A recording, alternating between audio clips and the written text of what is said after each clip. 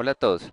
Para repasar un poco los conceptos sobre cómo manipular el modelo relacional a través del Transact SQL, sobre todo en los casos en los que estamos aprendiendo hasta ahora a manipular la información y la estructura de la base de datos, vamos a utilizar el siguiente ejemplo.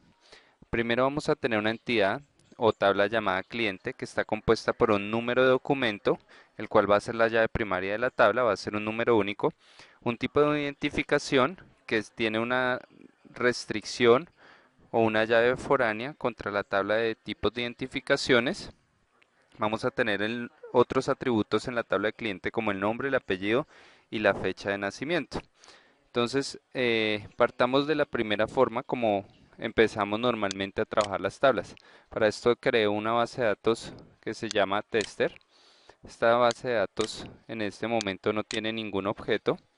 Podemos apreciarlo en el árbol de objetos de SQL Server Management Studio. Vamos a crear una primera tabla de tipos de identificación. Miren que por defecto en esta tabla solo he creado un campo de ID, tipo de identificador único y un campo de nombre de tipo varchar. Entonces bien, lo primero que vamos a intentar hacer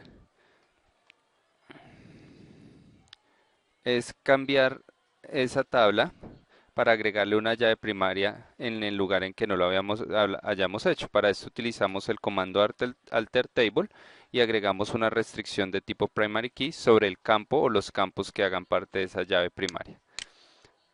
Aquí vamos a tener el primer error, el cual nos dice que no puede crear llaves primarias sobre campos que pueden tener valores nulos.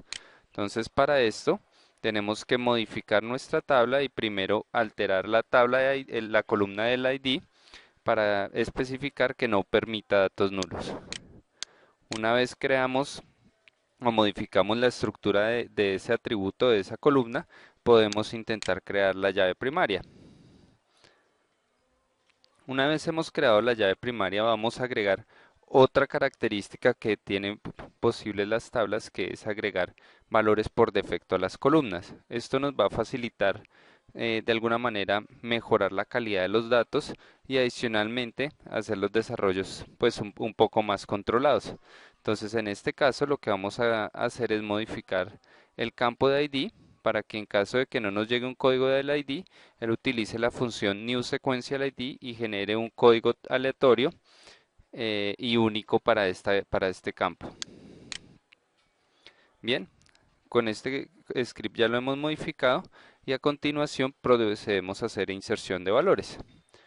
Entonces en este caso vamos a insertar 1, 2, 3, 4 y 5 valores directamente a través de una sola consulta o de una sola transacción.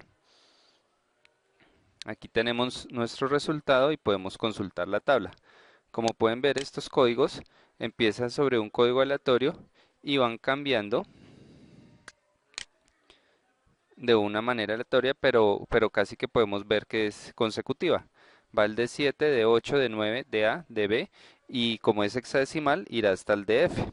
Entonces esto lo que nos garantiza es que son seriales, pero que son seriales que son secuenciales, haciendo que sean mucho más rápidos que generar que la función newID, que es la que normalmente se utilizaba por defecto en el desarrollo.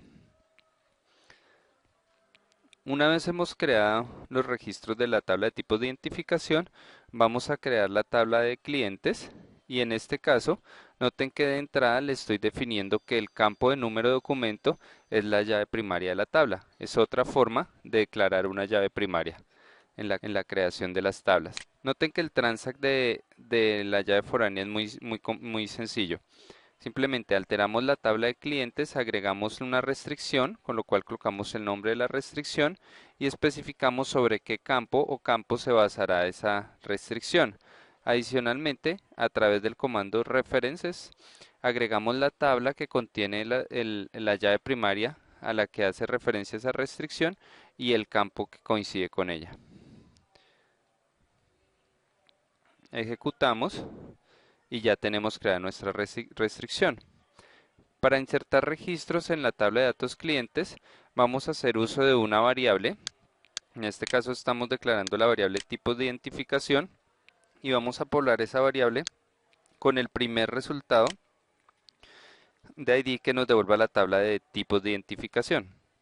Esto simplemente nos va a permitir almacenar un valor, en este caso el primero que inserté en la tabla de tipos de identificación, para poder hacer la inserción de un primer cliente.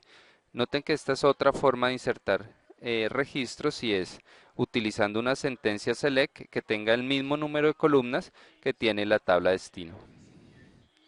Agregamos nuestro registro y consultamos nuestros clientes y aquí tenemos básicamente un nuevo registro que ya tiene una restricción de llave foránea. En el caso que queramos eliminar la llave foránea para algún tipo de mantenimiento de la tabla, simplemente alteramos la tabla clientes, que es donde está la llave foránea, y a través del comando drop constraint podemos eliminar ese objeto que es la restricción foránea. Bien, espero que les sea útil este video para iniciarse en el camino de SQL Server.